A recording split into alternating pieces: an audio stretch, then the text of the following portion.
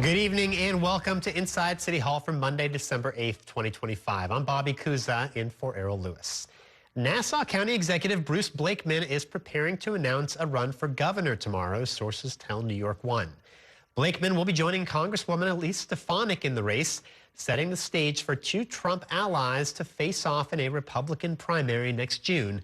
And both will look to challenge Governor Kathy Hochul as she seeks re-election. Our State House reporter Bernadette Hogan joins me now with tonight's top story. Good evening, Bernadette. Good evening, Bobby. And it's important to note that Republicans in New York were trying to avoid a Republican primary by coming out early and endorsing Congresswoman Elise Stefanik, who is a Trump ally. She rose to national spotlight when she was grilling university presidents over their handling of the on-campus protests in relation to the Israel and Hamas war. But Bruce Blakeman, who is also a Trump ally, actually on texting basis with President Donald Trump, is poised to announce his candidacy as early as tomorrow. Sources said that he plans on focusing on affordability and the fight to make energy prices cost less for New Yorkers.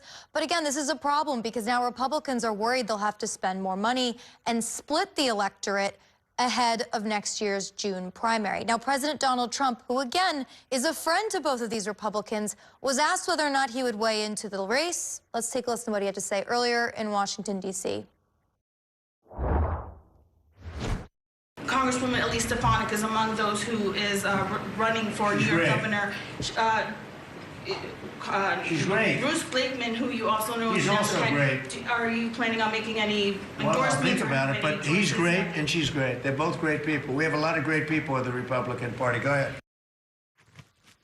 And so Elise Stefanik's team put out a statement where Stefanik herself said, quote, "Even those in Nassau County who are closest to Bruce Blakeman will tell you that everybody knows Bruce has no shot and is putting his raging ego first and New Yorkers last as he blows up the best opportunity in a generation to save New York." Now, that, of course, comes from Stefanik herself, who already knives her out against a challenger with her shot, or trying to get in front of her shot, to become New York's governor. Now, Stefanik has previously said she was interested in running for governor back in 2022. That nomination ended up going to Lee Zeldin, now the head of the EPA under Trump. And Bobby, you know, Stefanik has been a huge ally of Trump. She almost became the UN ambassador. That ended up falling apart. And, you know, when Governor Kathy Hochul was asked about this earlier today, whether or not she was worried about a Republican primary and just mounting challenge to her own job, let's take a listen to what she had to say.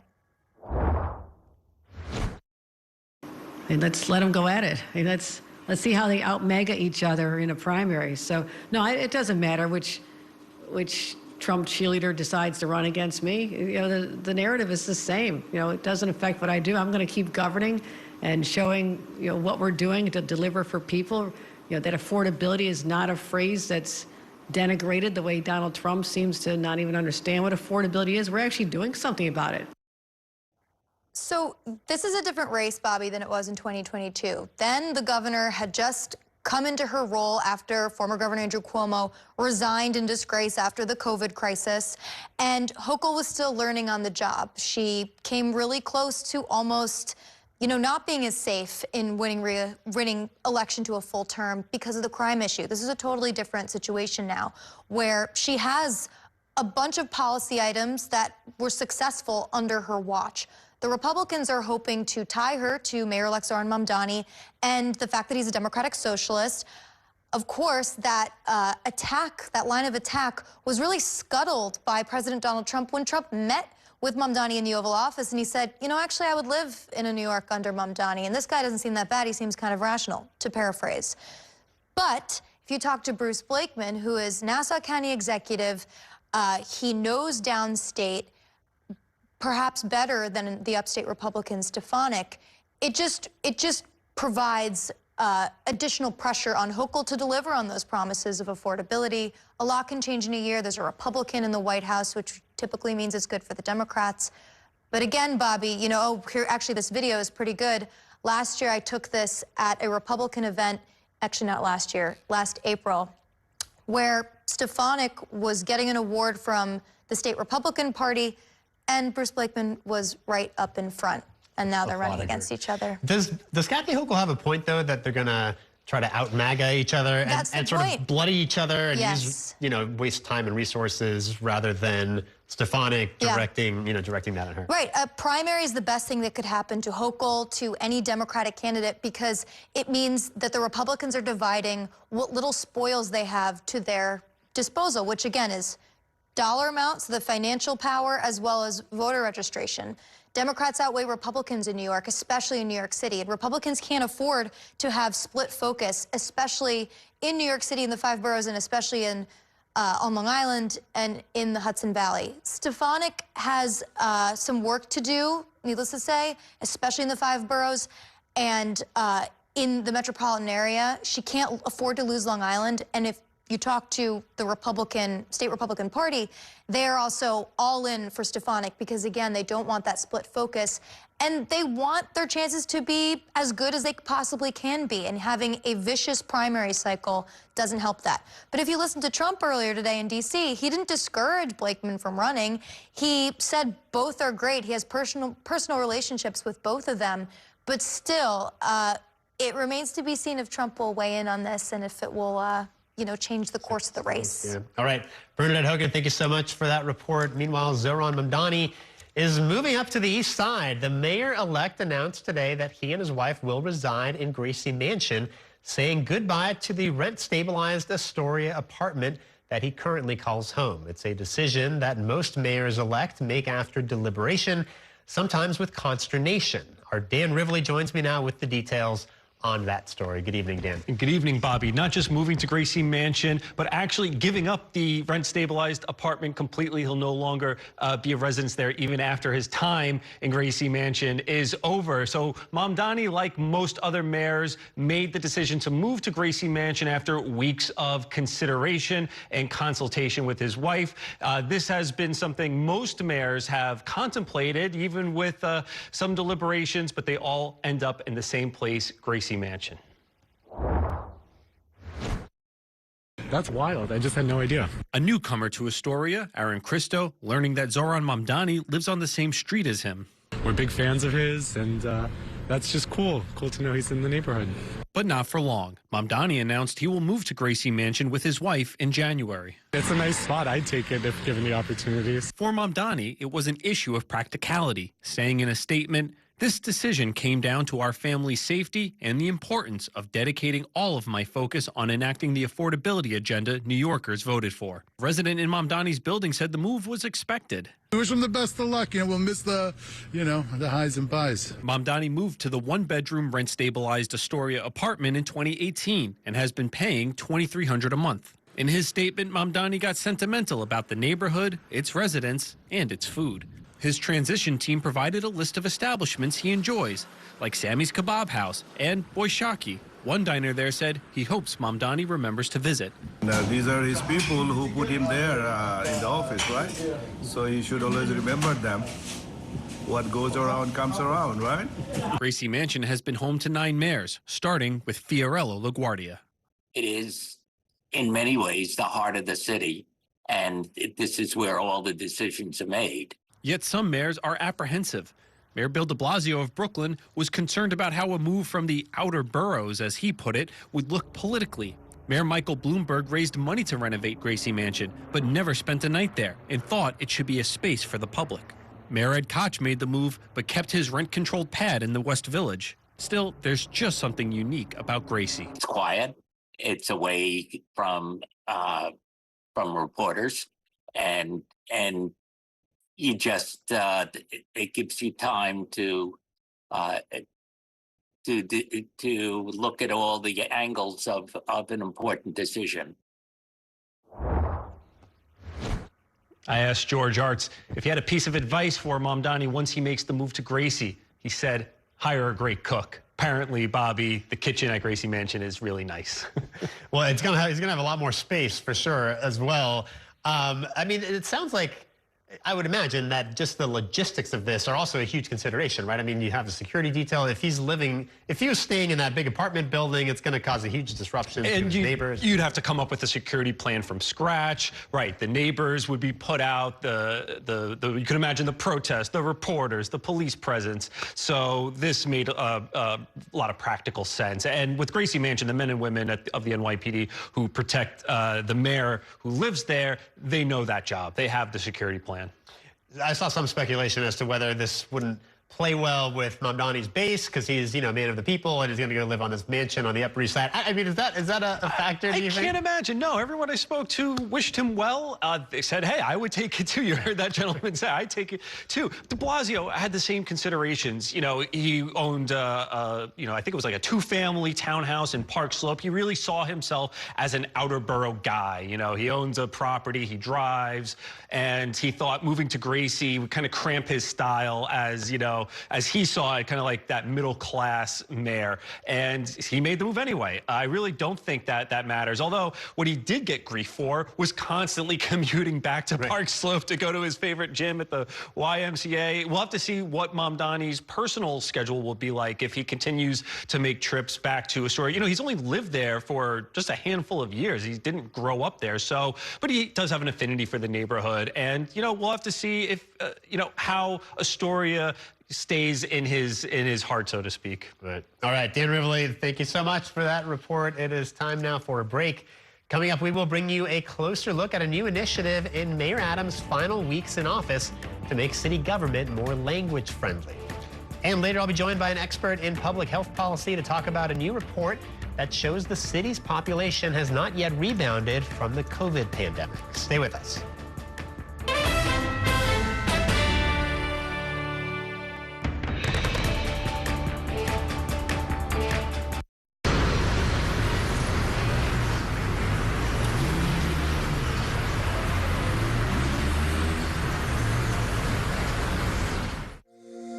Every day tells a new story. At Mornings on One, we're dedicated to bringing you the stories that matter most to start your day. With in-depth coverage of the day's news. I'm Pat Kernan. Here are the stories we're following. And weather updates every 10 minutes. Tomorrow, some morning sunshine possible. Clouds take over. It's our responsibility to get you the information you need before you head out the door. Mornings on One. Weekdays starting at 6 on the Spectrum News app. Free for Spectrum and Xfinity customers. Spectrum TV, isn't that only live TV? No, it's only all my favorite streaming apps with live TV. Okay. It's only all included at no extra cost. And that's the magic of math. Will this be on the test? Sure. Why not? It's only one simple payment for all our TV. We gotta simplify and win. Winning is equally important. If not, more so. Yeah! Only Spectrum TV, fixed TV. I'm Sandra, this is Jorge, and we were adopted in 2019. I remember when they first came to us, Michael was already a teenager. The whole cliche of they're so lucky to have you guys, and it's the other way around. They have changed our family for the better. They chose to love us. They didn't have to. They chose us. Family. Learn about adopting a teen from foster care. You can't imagine the reward. Visit adoptuskids.org. And that's a look at some of what's in the papers this morning. You've done with the sports section. Today's story is about the latest chapter for a beloved local business. It's a beautiful day with temperatures in the 60s, but showers are expected in the next hour. In a city that's always on the go, it's important to stop to hear the stories that connect us. The news that matters to New Yorkers. That's what brings us together. That's Mornings on One. Weekdays starting at 6.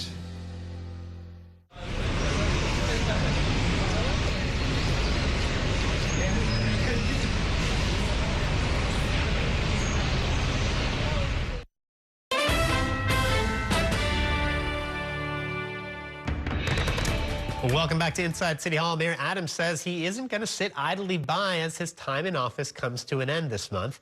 Earlier today, he announced plans to make city government more language friendly. Our Kelly Mena joins me now with that story. Good evening, Kelly. Good evening, Bobby. And he said this months ago that he wanted to come up with an initiative that would be easier for non-English speakers to interact with city agencies. And with today's announcement, he's hoping that language barriers can be eliminated.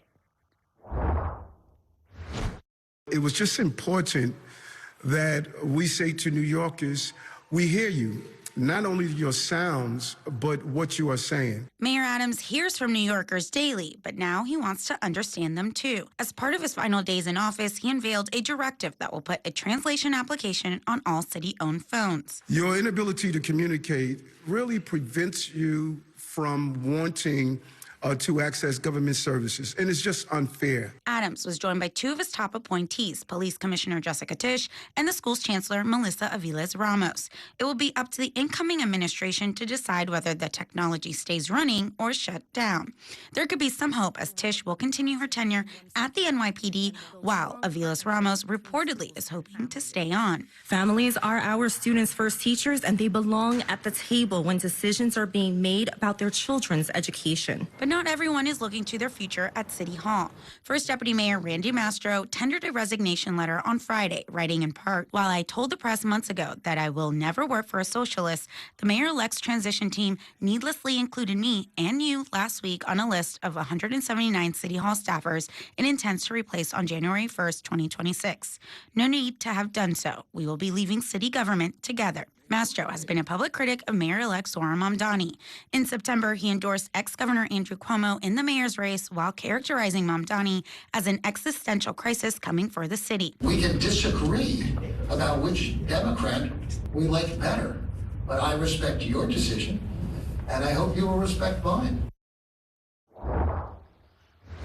And in that letter, Mastro said that his resignation would be effective just before midnight on December 31st, right before the new mayor is obviously sworn into office, Bobby. I mean, it's almost seemed gratuitous, the letter and taking the shot at Mamdani, because he's submitting his resignation, but he's not actually leaving till December 31st, which is when he would have left anyway. Right. I mean, as we know, his replacement has already been named, which is Dean Fullahan. So he had no chances of staying on, and I don't think anybody else was going to ask him to stay past that time. But I think for him, it was just an opportunity to make sure that before he leaves office, he's able to publicly state maybe some of his criticisms of the incoming administration. And also, as part of that resignation letter, it was 5 pages long, he talked about some of the wins that he's had in his months in office. Unlike some of the other members of the administration, he has been there less than a year, about 9 months. He started earlier this year. And so he wanted to also highlight that, his achievements when it comes to some of the initiatives he's been able to get, the housing wins he's been able to get. So I think that was also part of his strategy there, Bobby.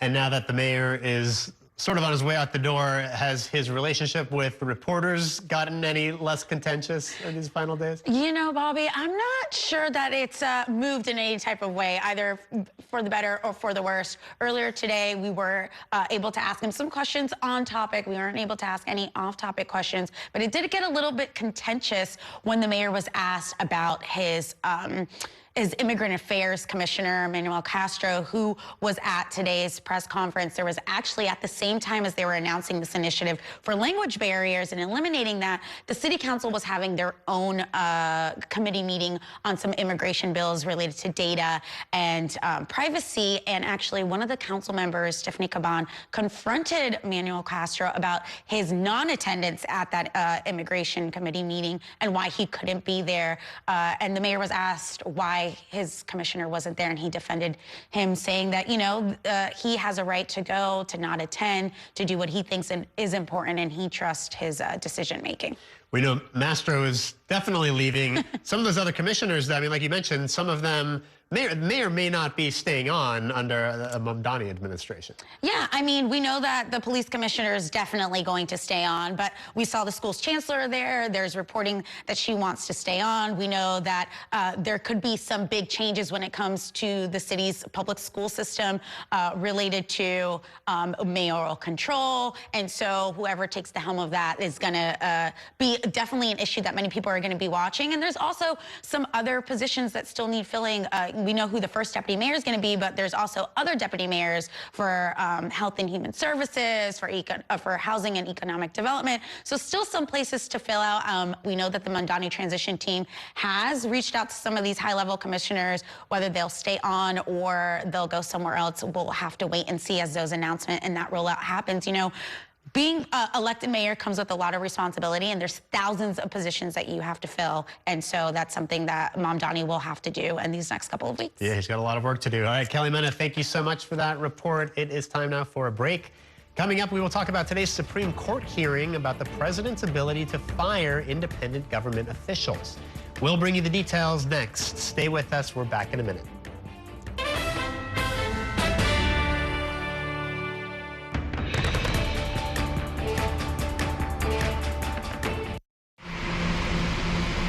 Stand clear of the closing doors, please.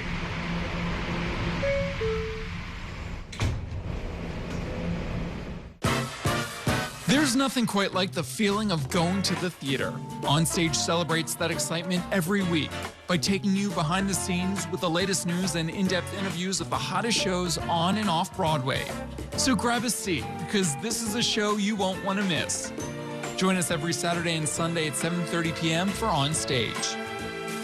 Onstage is presented by your Tri-State Cadillac dealers. Discover which Cadillac is right for you and elevate your journey. It's only a hike. It's only made possible by Spectrum Business connecting healthcare providers of all sizes. Like hospitals relying on the Spectrum Fiber broadband network with industry-leading reliability. Practices keeping patient data safe with advanced security. Pharmacies accessing records in the cloud without fail. It's tailored connectivity solutions built for life-changing moments. It's only a hike. It's only everything. Spectrum Business. Mom was always organized, but she started forgetting to pay her bills on time. And she'd buy the same gifts over and over. Telling the girls about my Alzheimer's diagnosis was really hard. At first, we had our cries, but then we were like, okay, let's make a plan. Early detection gave us time to adapt together. It's so important for you to think about what you can do and making the most of what you have. If you or your family are noticing changes, it could be Alzheimer's. Talk about seeing a doctor together. From my time growing up in Queens watching New York One to my time reporting here, I've seen how quickly a story can change. At News All Day, we bring you the news as it's happening, from around the boroughs to local government to your neighborhood. Because our city never stops moving. Hi, I'm Shannon Ferry with the day's developing stories. But first, stay up to date and informed with News All Day, weekdays from noon to 4.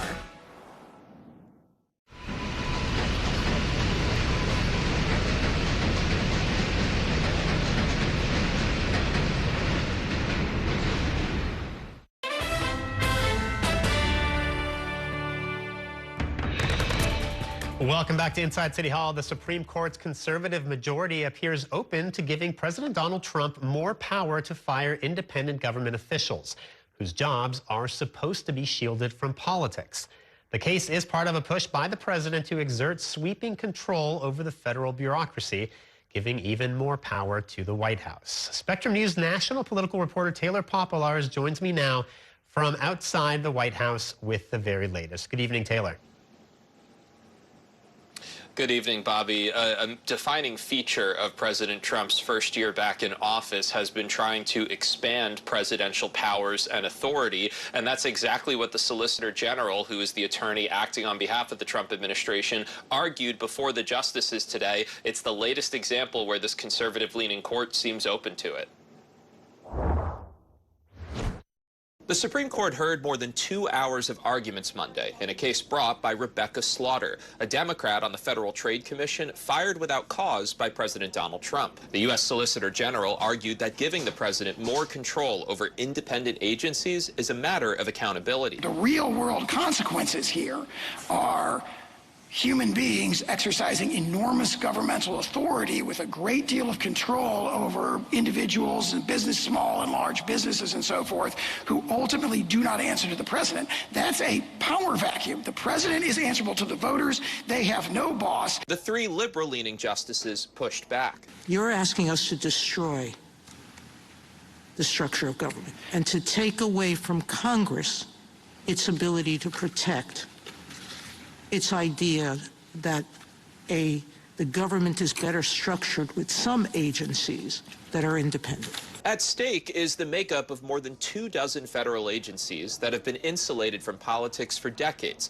like the Consumer Product Safety Commission, the Nuclear Regulatory Commission, and the National Transportation Safety Board. Slaughter's attorney argued everything could be on the chopping block if a president is granted more power over agencies created and overseen by Congress. If they really pose this fundamental threat to the republic, petitioners could take their argument across the street and Congress could solve the problem tomorrow. They're not willing to do that. The conservative-leaning justices seemed skeptical of maintaining the status quo. The real world of this is the independent agency shifts power from the presidency to the Congress. Everyone recognizes that. Georgetown law professor Victoria Nurse says the question will be how broadly the justices embrace presidential power in this case. The court has shown this, that it is sympathetic to firing independent agency members.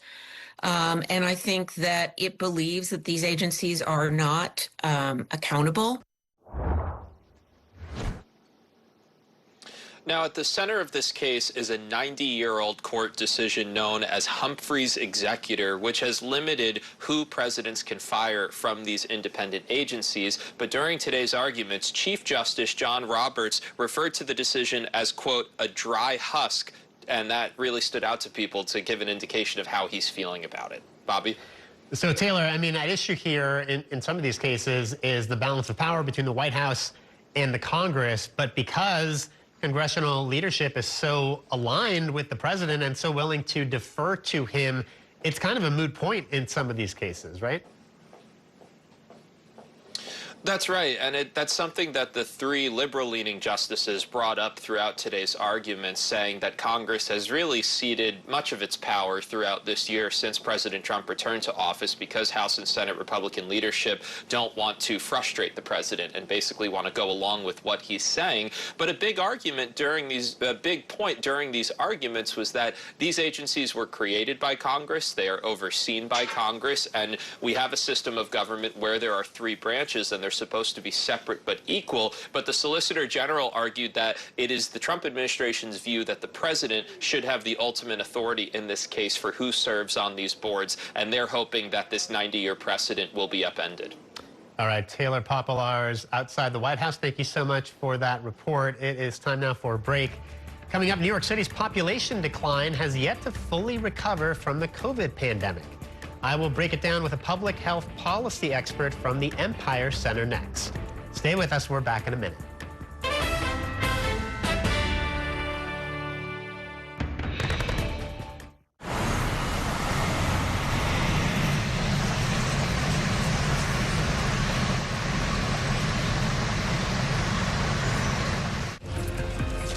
My time at New York One has shown me that in the city that never sleeps, the news never stops.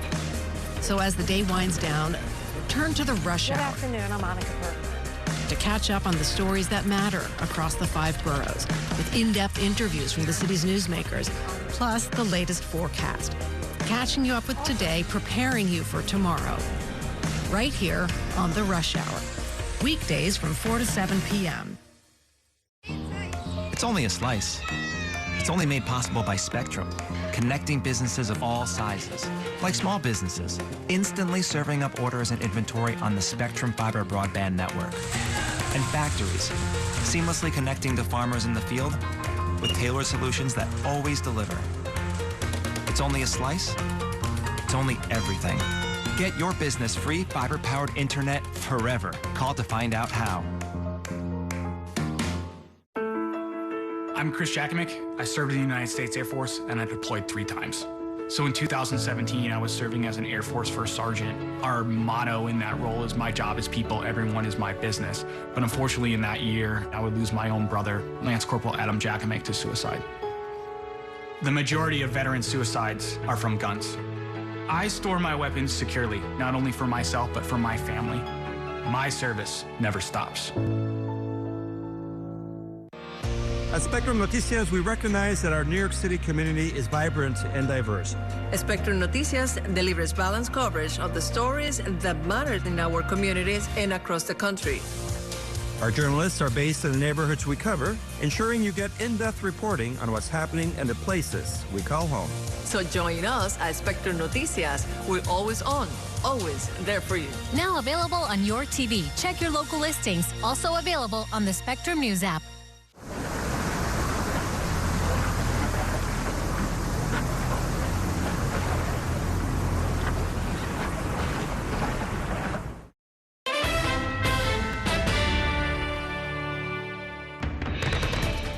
Welcome back to Inside City Hall. New York's population has still not fully rebounded 5 years after the onset of the COVID-19 pandemic.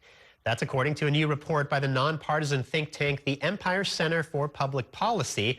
The findings show that the city is still less populated today than it was in 2020. As you can see in this graph, the 5 boroughs lost 262,000 residents since the start of the decade, a number much higher than other parts of the state and other parts of the country. And while the city did see some growth over the last 2 years, it has still only recovered about 1/3 of its population loss. Joining me now is Bill Hammond. He is the author of the report and a senior fellow at the Empire Center for Public Policy. Welcome back to the program. Thank you for joining us. Hey, Bobby. Pleased to be here. So talk about what's going on here. I think about something that Mayor Adams talks about a lot, especially when he was running for re-election, which is that the city has rebounded from COVID. There's a record number of jobs here in the city, but it sounds like maybe the data tells a different story.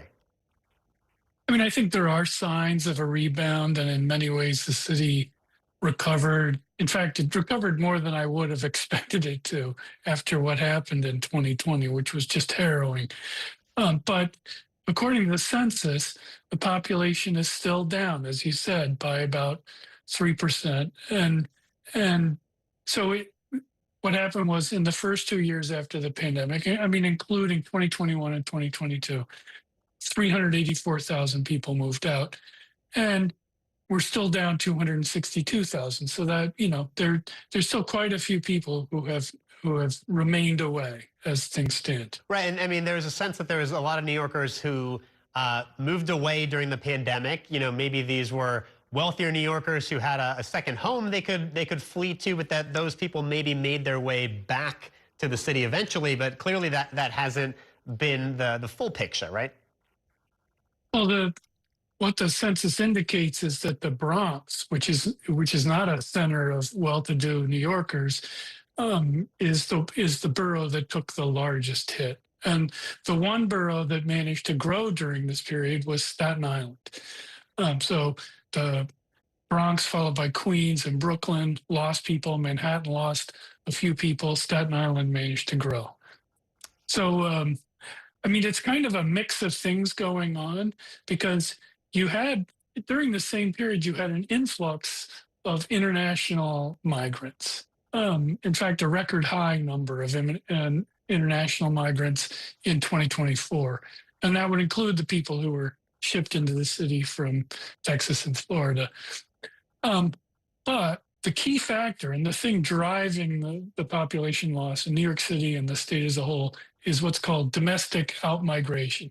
People who live in New York moving to other states. More of them were moving out than moving in, and that's what caused the overall population to shrink.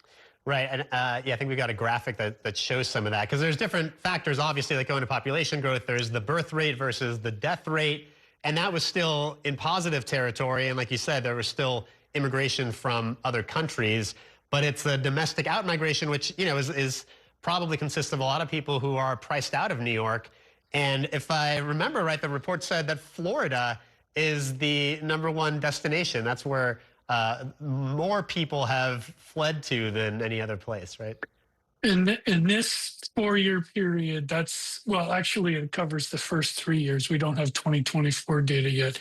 But yeah, Florida was #1. It used to be the #1 was always New Jersey, which makes a lot of sense. It's right across the river. It's an easy commute.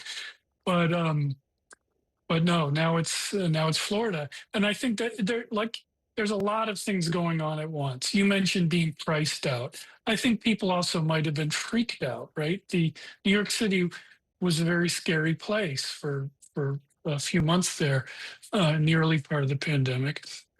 But then there's also this phenomenon of working from home. And Manhattan is a real office-based economy. If you don't have to be near your place of work, you can work from your computer in Nevada and still have a job in New York City. That kind of changes the dynamics. So, you know, the city, of course, has, as we said, has struggled with recovery. New York State overall has also struggled. I think it's something like 2% population decline compared to pre-pandemic, which is the worst of any state in the country besides West Virginia, according to the report. I mean, it wasn't so long ago New York was the third most populous state in the country. Now it's far behind Florida in fourth place. Talk a little bit about the political repercussions, because obviously fewer people means less and less power in Washington. Well, the decennial census in 2020 and in the next one will be in 2030 is what's used to determine how many representatives each state has in Congress and also how many seats it has in the Electoral College. And as things stand now, it looks like New York will lose another seat or two. It's been part of the problem. It's not just that New York has been shrinking or stagnant. It's that other states have been growing faster, especially Texas and Florida. They've been gaining people, not just from New York, but from all, just in general.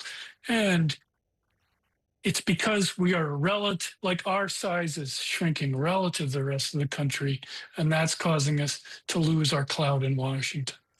Is there any way, and I know you guys don't get deep into this in the report, but is there any way to account for the high housing costs? I mean, we continue to see this housing crisis here in the city. You would think we're losing people, and therefore there's less demand, less strain on housing here in the city, and yet costs have continued to go up. Any idea how we account for that?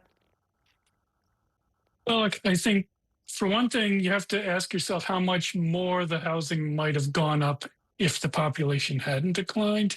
But you're right, there are conflicting forces going on. So yeah, I can't explain why. I think there was a dip in housing prices very early in the pandemic, if I remember correctly, but things have bounced back in that regard. I think one phenomenon you have in New York that is a little unusual is you have people who buy housing in New York as an investment property. I don't know what share of the market that would be, but it would account for, housing being in short supply even if people are not. Talk a little bit about what this all means for policy. I mean, the report touched on this a little bit. It mentioned there should be a concern, a focus on affordability. We got to see a little bit of that now from Governor Kathy Hochul and, of course, from the mayor-elect Zohran Mamdani. I mean, is that a sign that we're on the right track when it comes to retaining and growing population? Well, I think there's different ways of thinking about the word affordability. I think the way the governor is using it, and certainly the mayor is using it, they mean when something's expensive, government should subsidize, they should give you money to help you pay for it. I think another meaning of affordability, which I think is probably the more salient meaning in this situation, is to stop adding to the cost of things in the first place, to stop the different things that add to costs would include taxes. New York has some of the highest taxes in the country, and then also regulations that add to the expense of, say, building a new home or starting a business. I think another thing to think about is economic opportunity. When people move to the Southwest, or to Florida, they will sometimes mention the climate, but often the driving thing is that they can find a job in those places. And New York has fewer jobs available for people who are getting started in life. And so again, the business climate is another big factor. So the approach that the governor and the mayor, it's good to hear them talking about public policy. Thank you so much for spending some time with us tonight. It's been a pleasure. All right, it is time now for a break. Coming up, we will turn back to the mayoral transition when I'm joined by two top consultants. Stay with us. We're back in a minute.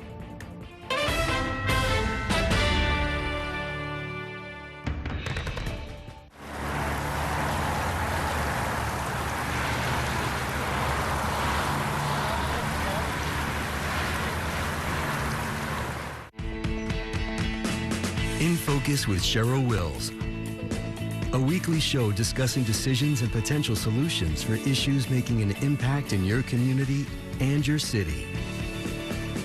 If it's important to New Yorkers, then it's being talked about here. In Focus with Cheryl Wills, Sunday mornings at 10:30 on New York One.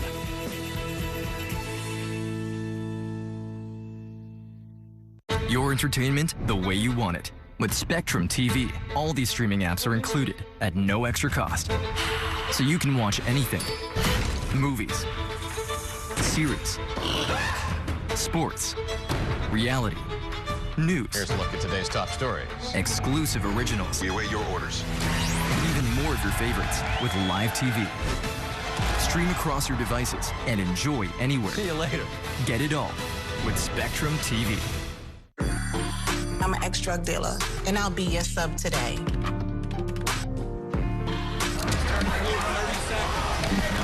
2 milligrams of fentanyl can be lethal. A lethal dose is in here. Who gets it, I won't know. It's cheap, it's potent, and it's profitable. The sad reality is fentanyl is being mixed into everything now. More kitchen now. My father was a New York City firefighter. My mission, like his, is to serve New Yorkers in a city that doesn't stop when the sun goes down. Being with New York One since the beginning, I'm now honored to join you even earlier each weeknight. Starting at 8 with New York Tonight, we'll explore the latest news developments, followed by New York One at 10 to wrap up your day. So join me each weeknight starting at 8 right here on New York One.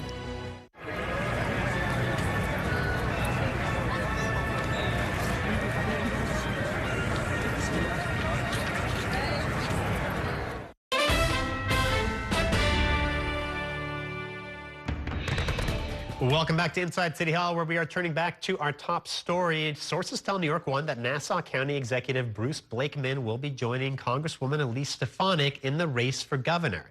That means two Trump allies will face off in the Republican primary next June. Both will be challenging Governor Kathy Hochul's re-election bid. And joining me now to talk more about this and more are the two members of this week's Consultants Corner. Democratic consultants Trip Yang and Tyrone Stevens are joining me tonight. Thank you both for being here.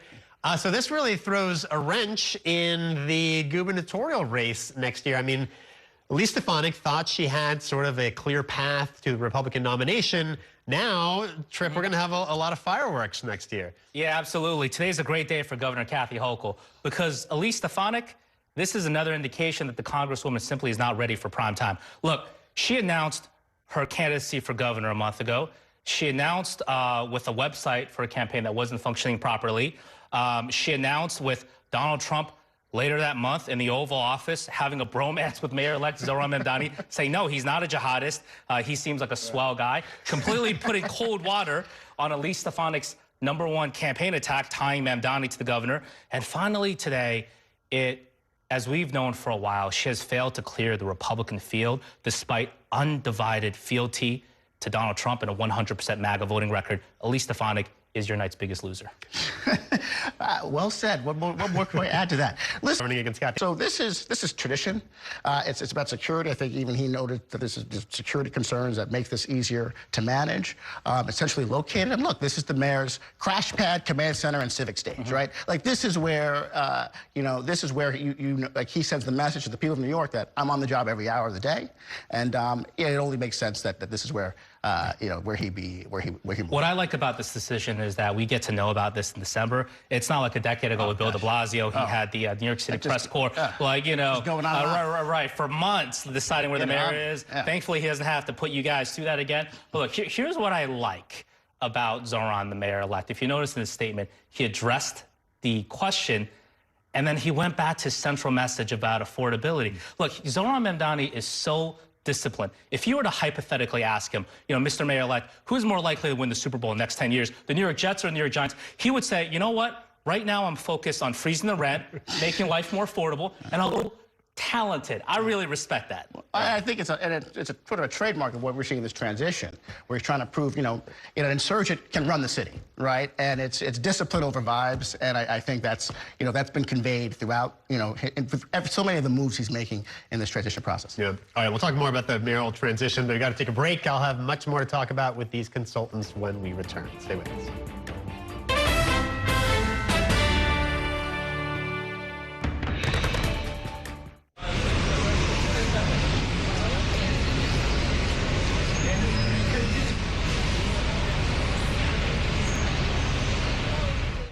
We have so many ways to stay connected.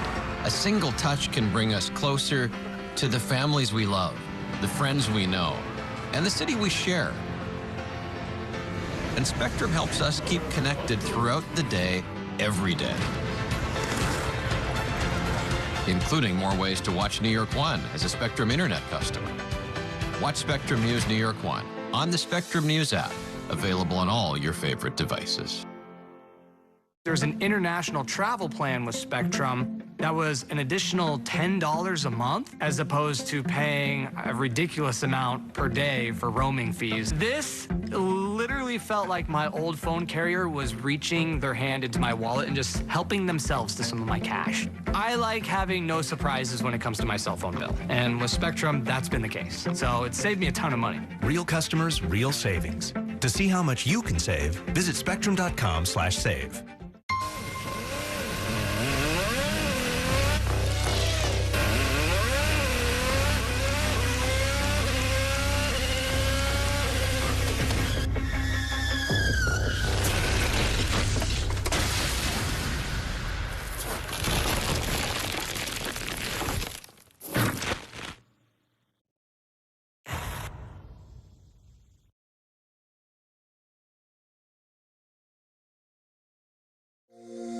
Every day tells a new story. At Mornings on One, we're dedicated to bringing you the stories that matter most to start your day, with in-depth coverage of the day's news. I'm Pat Kernan. Here are the stories we're following. And weather updates every 10 minutes. Tomorrow, some morning sunshine possible. Clouds take over. It's our responsibility to get you the information you need before you head out the door. Mornings on One. Weekdays starting at 6 on the Spectrum News app. Free for Spectrum and Xfinity customers. Stand clear of the closing doors, please.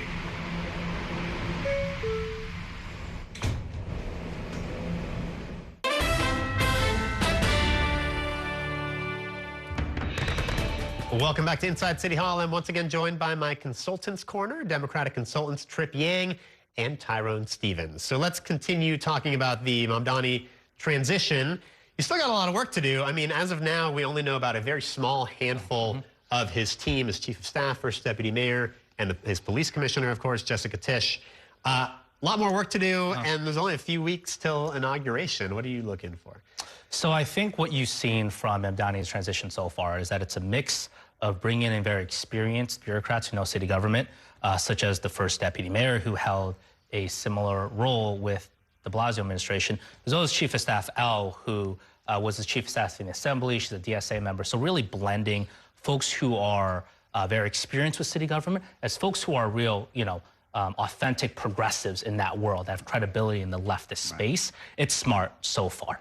Yeah, he's hiring experienced folks and folks who have experience with him, and melding that together, which will, you know, be conducive to running a smooth operation over at City Hall. And look, for right now, I think he compares relatively well to his predecessors in terms of being at this point in the transition, in terms of high-level hires. The police commissioner's hired, the first deputy's hired, and the chief of staff's been named. I think they're going to go through the high-level appointments first and really kind of be very deliberate and thoughtful through that process. But I think what we've learned is he takes a very deliberate, cautious approach, you know, on these hires. You know, he's really he's approaching this job so far, at least, with the sense that governing the city is bigger than leading the movement, so to speak, right? That this is a big enough job that we have to get it right, and these hires are what's going to make a successful mayoralty. So there was this Q&A with reporters last week when Mamdani was asked about these police sweeps of homeless encampments that the Adams administration has conducted for years, and he said he's not going to do that when he's mayor. Which I don't think was a surprise. I mean, it would have been bigger news if he said he was actually going to do sweeps of homeless encampments. Geez. But that got a lot of attention. What does that tell us? I mean, it seems like every decision he makes, especially where it pertains to policing, is going to be so closely scrutinized, and then people are going to be ready to pounce the minute there's some kind of high-profile incident, whether it's a homeless person who's mentally ill or anything. So here's the dynamic right now going on in City Hall: is that Mamdani's going to get judged in 2026 on his success based on two things. One is that can he fulfill or start to fulfill his central plank of affordability? If he does it, I believe you'll see him be an asset to National Democrats in the fight for Congress. That's very, very key. And also framing his relationship with the city council for the next 4 years. The other moment is where on the subject of safety, he's talked about Department of Community Safety. He's talked about having a different vision that law enforcement are part of, but not the only solution. One, this is not a surprise that he would have a differing policy from the Adams administration. But two, what he really has to do is really demonstrate that he takes safety very seriously and that he's able to implement his vision, which I am very confident that the mayor-elect will do. Ultimately, he's going to be judged if the quality of life is going to be improved. And the final thing I'll say, when it comes to homelessness, this is a state and a federal issue as much as it is a city one. There have been decades of disinvestment in homelessness programs from the federal government, state government, and city government across Republican and Democratic administrations. So if he shows progress, that's going to be very sufficient for many. All right, I'll make sure to bring a napkin for you. But to your point, you mentioned the state. And I think this is in terms of how the governor and how the mayor-elect have talked about this issue. You do see a divergence, right? Mayor-elect Mamdani speaks about this as a moral issue. Stop the sweeps. It's not a policing issue. It's a housing crisis. It's a homelessness issue.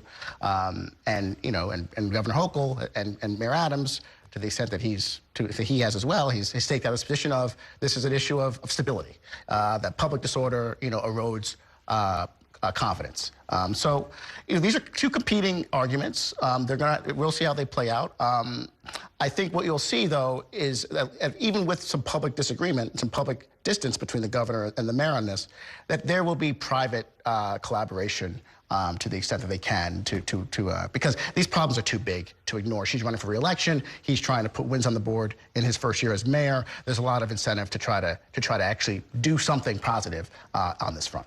And you mentioned Mayor Adams. I mean, Mayor Adams on Friday put out a video specifically to rebuke Mamdani on this question of the homeless encampments, and which, by the way, is just another thing that we've seen in these last few weeks where we're not seeing the most graceful transition from the Adams administration to a Mamdani administration. Look, I don't know respectfully where our outgoing mayor, where his location was when he tweeted out. Was he in Israel? Was he in Uzbekistan? Was he in Turkey? I'm not really sure, because in all seriousness, look, we've got about 3 weeks left of this administration, really 2 weeks if you take out the holidays.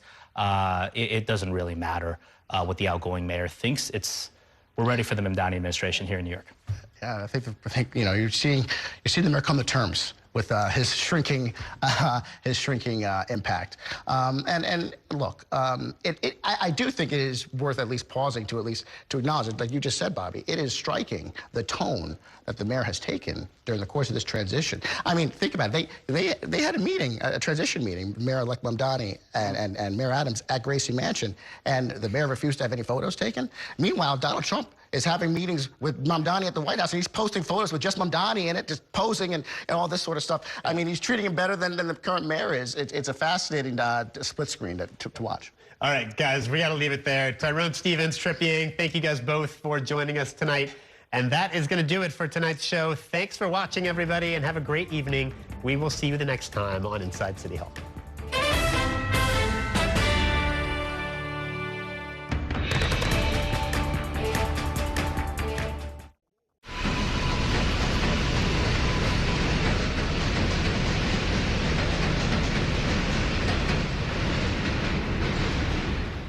And that's a look at some of what's in the papers this morning. You've done with the sports section. Today's story is about the latest chapter for a beloved local business. It's a beautiful day with temperatures in the 60s, but showers are expected in the next hour. In a city that's always on the go, it's important to stop to hear the stories that connect us. The news that matters to New Yorkers. That's what brings us together. That's Mornings on One. Weekdays starting at 6. Your entertainment the way you want it. With Spectrum TV, all these streaming apps are included at no extra cost. So you can watch anything. Hey, brother. Be careful. Movies. I've got this condition where I don't feel pain. You're a superhero. No. Series. There was another murder in the building. Sports. Reality. Here's to a summer you'll never forget. News. Here's a look at today's top story. Exclusive originals. We await your orders. Even more of your favorites with live TV. Welcome into First Take. Stream across your devices and watch anywhere. At home or out and about. It's the entertainment experience you've been waiting for.